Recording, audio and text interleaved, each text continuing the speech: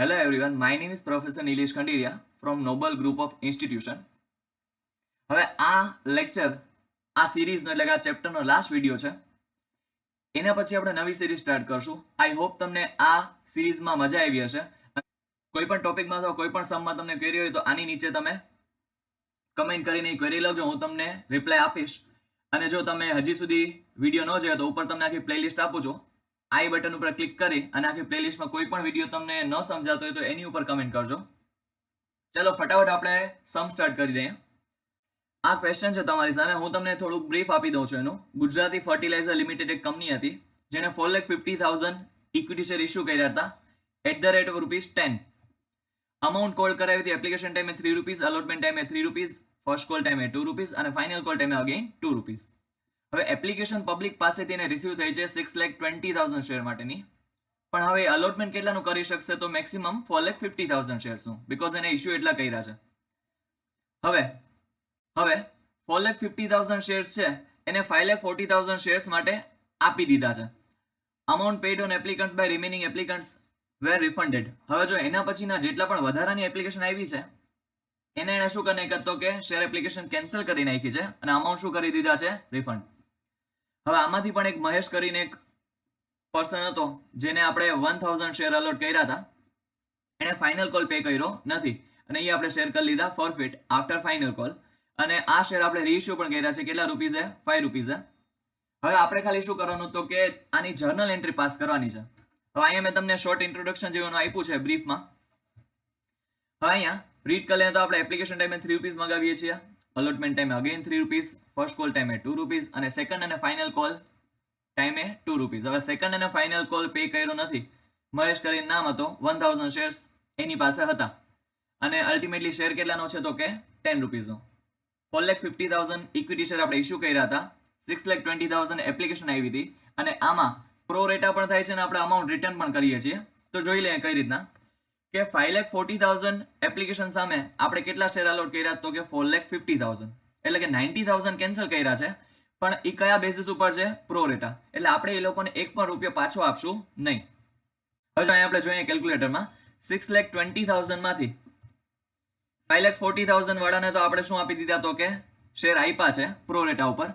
એટલે બાકીના કેટલા વધ્યા તો કે 80,000 શેર એપ્લિકેશન એવી છે કે જેને આપણે એક પણ શેર અલોટ કર્યો નથી. તો એને આપણે શું કર્યા છે તો અલ્ટિમેટલી શેર કેન્સલ કર્યા છે.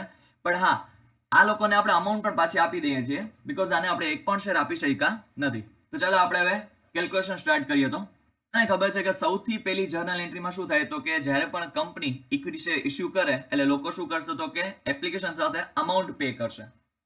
હવે અમાઉન્ટ પે કરશે તો કંપનીની બેંક બેલેન્સ શું થશે તો કે ઇન્ક્રીઝ થશે. એટલે પહેલી જર્નલ એન્ટ્રી સિમ્પલ અને ગમે એ સિચ્યુએશન હોય આ જર્નલ એન્ટ્રી પાસ થાય. ફર્સ્ટ જર્નલ એન્ટ્રી તો કે શું તો કે bank account debit to equity share application account. હવે બેંક એકાઉન્ટ ડેબિટ કેટલી અમાઉન્ટ થી થશે તો કે જો આપણને એપ્લિકેશન કેટલી રિસીવ થઈ તો કે 6,20,000. એપ્લિકેશન ટાઈમે અમાઉન્ટ કેટલી હતી પર શેર તો કે ₹3. તો અહીંયા જોવા જાવ તો 6,20,000 શેર્સ હતા ઇન્ટુ કેટલા તો કે 3 ઇન્ટુ 3 શું કારણ કે એપ્લિકેશન ટાઈમે આપણે પર શેર કેટલા મગાવીએ છીએ તો કે ₹3. તો ટોટલ આપણી પાસે 18,60,000 રૂપીઝ કંપનીની બેંકમાં આવશે. એટલે બેંક એકાઉન્ટ શું થશે? ડેબિટ. બીકોઝ કંપનીની બેંક બેલેન્સ શું થાય છે તો કે ઇન્ક્રીઝ થાય છે. અને ટુ ઇક્વિટી શેર એપ્લિકેશન એમાં પણ કેટલી અમાઉન્ટ આવશે તો કે સેમ.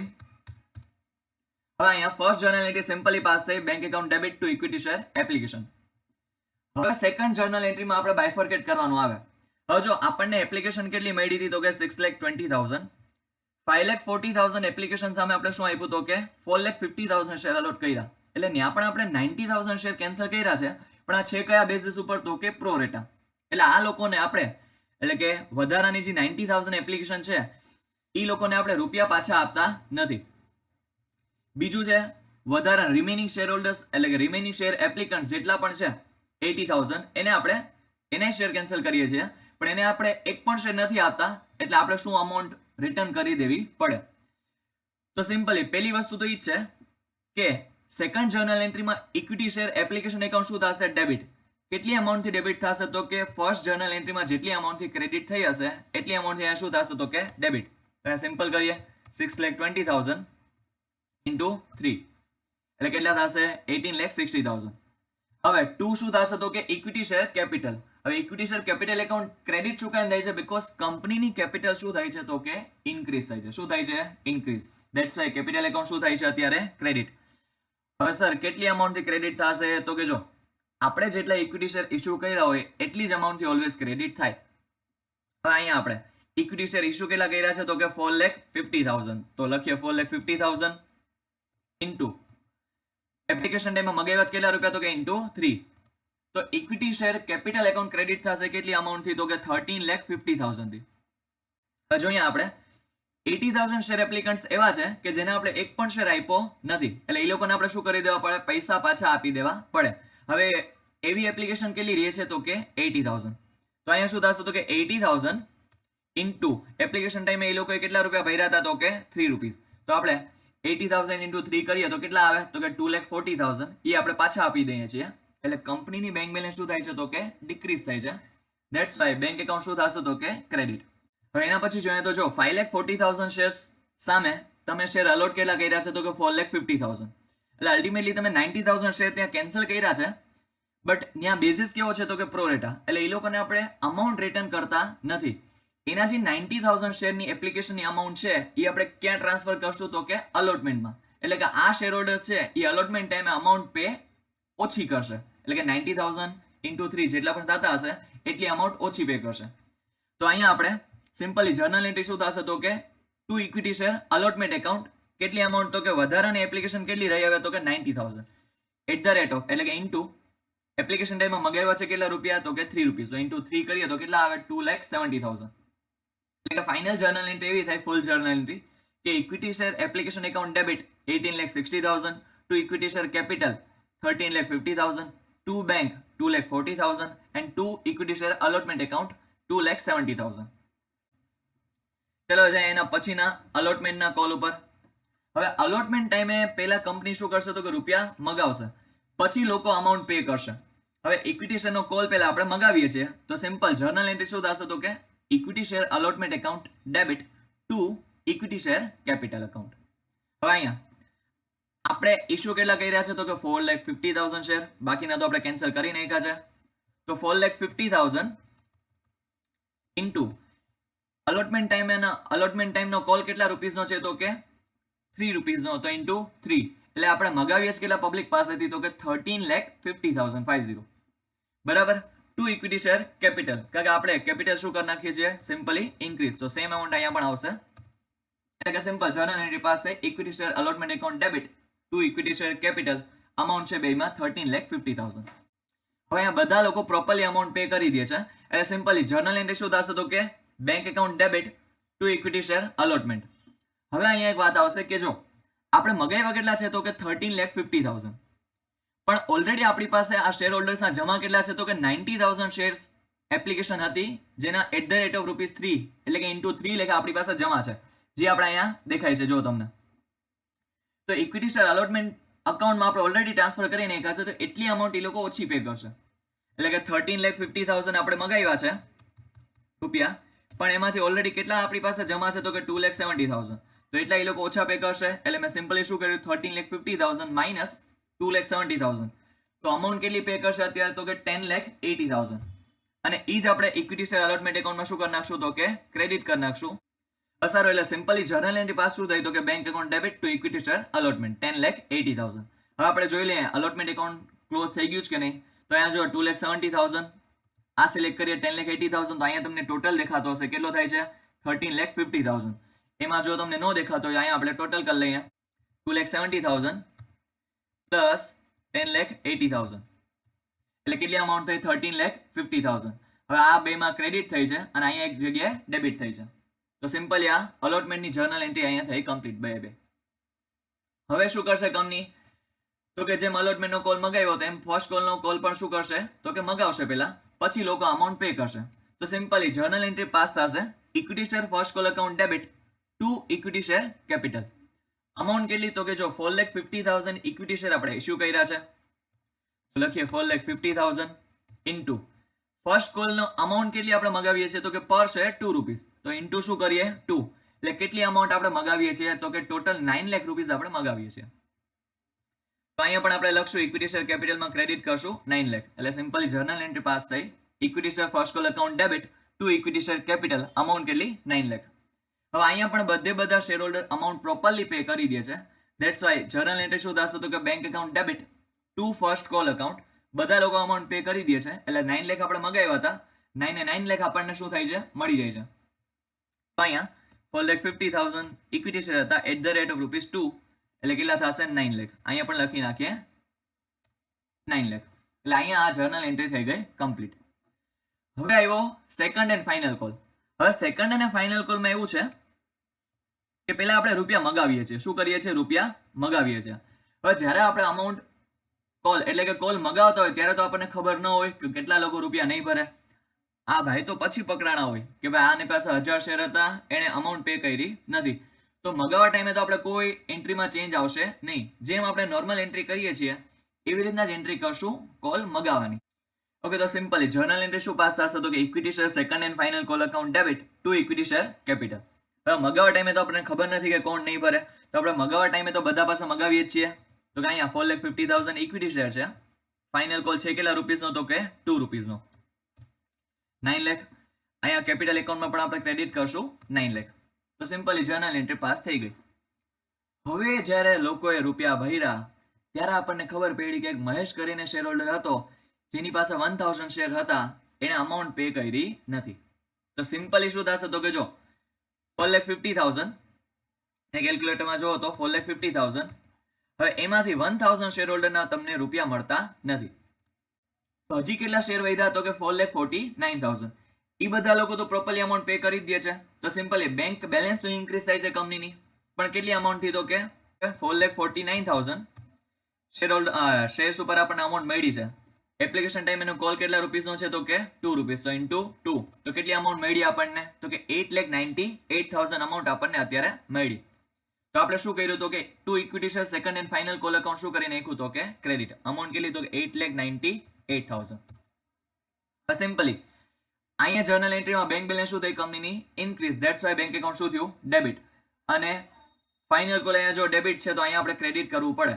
હવે અહીંયા આપણે calls and arrears account maintain કરતા નથી, ધેટ્સ વાય અહીંયા જો અકાઉન્ટ ક્લોઝ થયું નથી. જો કોલ્સ એન્ડ ઇરેસ એકાઉન્ટ તમે મેન્ટેન કરતા હોય તો સિમ્પલી થશે શું તો કે અહીંયા હજી એક અકાઉન્ટ ડેબિટ થશે, કયું તો કે calls and arrears account, amount કેટલી તો કે 2000. બસ એટલો સિમ્પલ ચેન્જ આવશે. પછી જર્નલ એન્ટ્રી આપણે પાસ કરીએ છીએ તો કે હવે આપણે શું કરી લઈએ તો કે ફોરફિટ કરી લઈએ છીએ, ફોરફીચર કરીએ છીએ.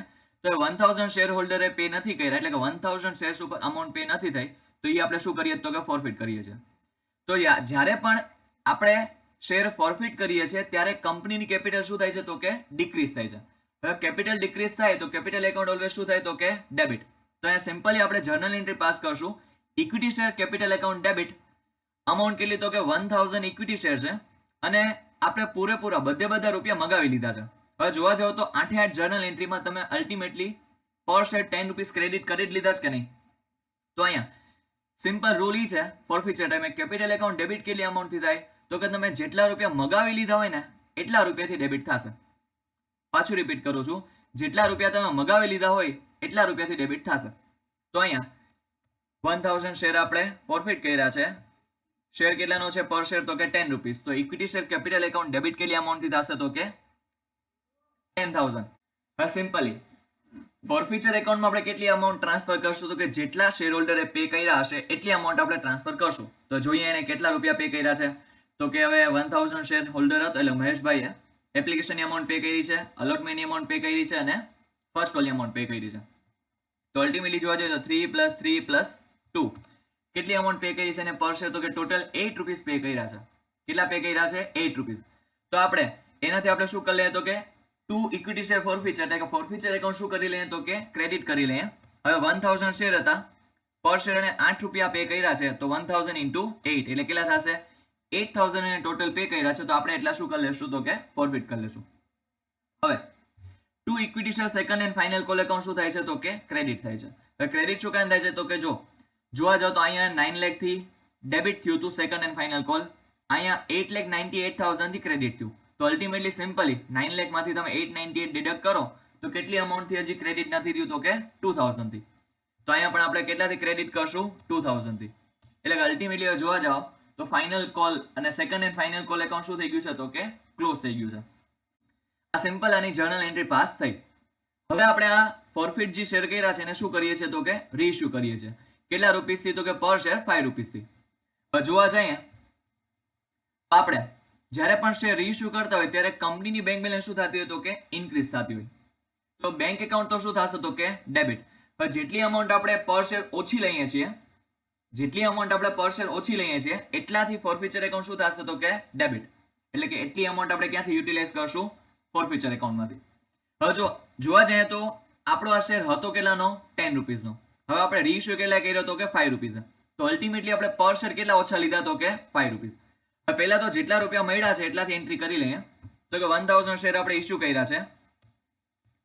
પર શેર લીધા કેટલા છે તો કે 5 રૂપીસ. તો આપણે 5000 શું તો કે 1000 શેરના 5000 આપણે શેર હોલ્ડર પાસે લીધા એટલે જેને આપણે શેર વેચ્યા હતા એને. હવે પર શેર આપણે ઓછા કેટલા લીધા છે તો કે 5 રૂપીસ. કારણ કે જો તમે જોઈ શકો 10 રૂપીસ આપણે શેરની પ્રાઇસ હતી, 5 રૂપીસે રીઇશ્યુ કર્યો તો કેટલા રૂપિયા ઓછા લીધા 5 રૂપીસ. તો એ આપણે યુટિલાઇઝ ક્યાંથી કરશું તો કે ફોરફીચરમાંથી યુટિલાઇઝ કરશું. ક્યાંથી કરશું ફોરફીચરમાંથી. તો અહીંયા પણ સિમ્પલી થશે 1000 શેર છે, પર શેર તમે ડિસ્કાઉન્ટ કેટલો આપ્યું છે તો કે 5 રૂપીસ. તો અમાઉન્ટ કેટલી થઈ જશે 5000. હવે અહીંયા ટોટલ આપણો શેર છે કેટલાનો તો કે 10 રૂપીસનો. તો 2 ઇક્વિટી શેર કેપિટલ. કારણ કે હવે અગેઇન તમે જ્યારે રીઇશ્યુ કરો છો ત્યારે કેપિટલ કંપનીની શું થાય છે તો કે ઇન્ક્રીઝ થાય છે. તો અહીંયા આપણે લખશું 1000 ઇન્ટુ 10. તો કેટલી અમાઉન્ટ આવશે તો કે 10000. હવે અહીંયા આપણી જર્નલ એન્ટ્રી આ કમ્પ્લીટ થઈ ગઈ. હવે જેટલી પણ અમાઉન્ટ આપણી પાસે ફોરફીચર એકાઉન્ટમાં એમને પડી, કારણ કે હવે જો 1000 ઇક્વિટી શેર આપણે ફોરફિટ કર્યા હતા, બધા શેર રીઇશ્યુ કરી દીધા છે. એટલે આપણે કોઈ ફોરફિટેડ શેર એમને પડ્યા હોય વિધાઉટ રીઇશ્યુ એવા કોઈ શેર છે નહીં. તો જેટલા પણ ફોરફીચરના એકાઉન્ટમાં હજી પૈસા પડ્યા છે એ આપણે ક્યાં જવા દેશું તો કે કેપિટલ રિઝર્વમાં ટ્રાન્સફર કરી દેશું. તો સિમ્પલી બે રીતના તમને સમજાવું છું. એક તો જો આપણી પાસે 8000 ફોરફીચરની અમાઉન્ટ ઓલરેડી આવી હતી બરાબર, એમાંથી આપણે યુટિલાઇઝ કેટલા કર્યા તો કે 5000. તો માઇનસ 5000 કરીએ તો હજી આપણી પાસે કેટલા પડ્યા છે તો કે 3000 રૂપીસ પડ્યા છે. એક તો આ રીત થઈ. બીજી રીતના આપણે સમજીએ તો પર શેર આપણી પાસે ફોરફીચરની અમાઉન્ટ આવી કેટલી તો કે 3 + 3 + 2 એટલે કેટલી આવી પર શેર તો કે 8 રૂપીસ. હવે પર શેર તમે ફોરફીચરમાંથી યુટિલાઇઝ કેટલા કર્યા તો કે 5 રૂપીસ. કારણ કે 10 રૂપીસનો શેર હતો, 5 રૂપીસ ઇશ્યુ કર્યો હતો, તો અલ્ટિમેટલી ડિસ્કાઉન્ટ કેટલું આપ્યું આપણે 5 રૂપીસ. તો 8 માંથી 5 તમે માઇનસ કરો તો પણ કેટલા રૂપીસ આવે પર શેર 3 રૂપીસ. તો 1000 શેર ઉપર પર શેર 3 રૂપીસ આપણી પાસે પડ્યા છે. તો 1000 ઇન્ટુ 3 કેટલી અમાઉન્ટ થાય 3000. અને એને આપણે ટ્રાન્સફર કરી દઈશું ક્યાં તો કે કેપિટલ રિઝર્વ એકાઉન્ટમાં. હવે અહીંયા આપણો સમ થાય છે કમ્પ્લીટ. જોઈ શકો તમે ટોટલી આપણો આવી ગયો છે. હવે આ સિરીઝનો લાસ્ટ સમ છે. હવે તમારે બધા આપણા લીખામાં જેટલા પણ બધા સમ છે એ બધા તમને હોમવર્કમાં કરવાના છે. અને આ વિડીયો તમારા ફ્રેન્ડ્સ ગ્રુપ સર્કલમાં શેર કરો, ચેનલને સબસ્ક્રાઇબ કરો. તમને કંઈ ક્વેરી હોય અથવા જે પણ તમને બેસ્ટ પાર્ટ વિડીયોનો લાગ્યો હોય એ નીચે કમેન્ટ કરો.